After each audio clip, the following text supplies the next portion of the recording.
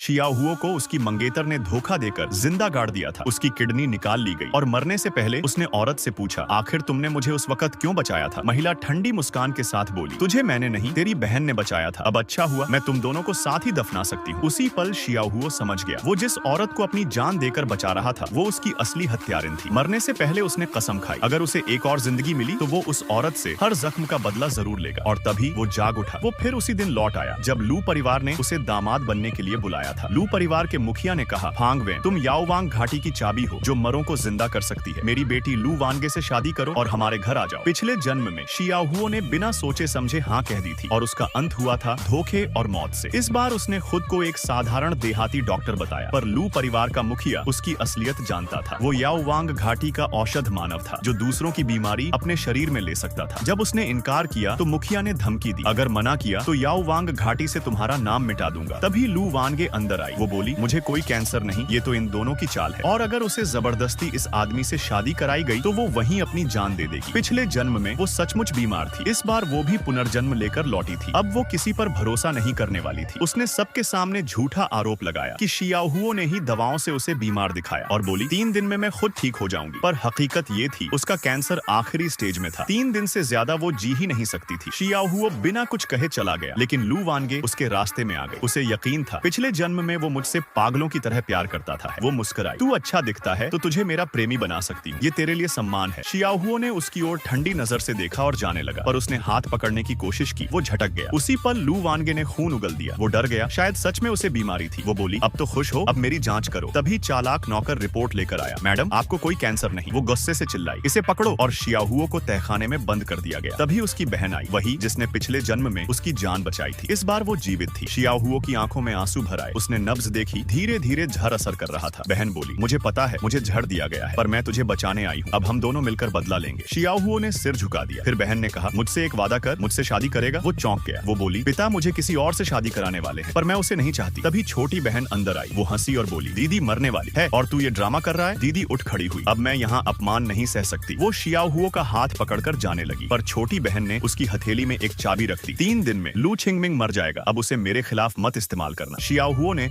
उसे जोर से धक्का दिया। लू वानगे का चेहरा ठंडा पड़ गया। अब मैं तुझसे शादी कर रही हूँ, अगर तू ठीक रहा तो तुझे बच्चा दे दूंगी, बस नाम किसी और का होगा। शियाओहुओ बोला। लू वानगे, ज्यादा मत बढ़। वो हंस पड़ी, तू तो जोकर है, तुझे प्रेमी बनने का मौका दिया है, यही बहुत है। शियाओहुओ ने कहा, तेरे शब्द झर है, पर याद रख कर्मों का हिसाब जरूर मिलता है। और तभी लू छिंगमिंग खांसते हुए अंदर आई। मुंह से खून उगला और चिल्लाई, लिन शेंग जल्दी मेरी मदद करो, क्या तू झूठा डॉक्टर है? अब शुरू होगा असली बदला, जब शियाओहुओ अपने पुनर्जन्म का अर्थ साबित करेगा।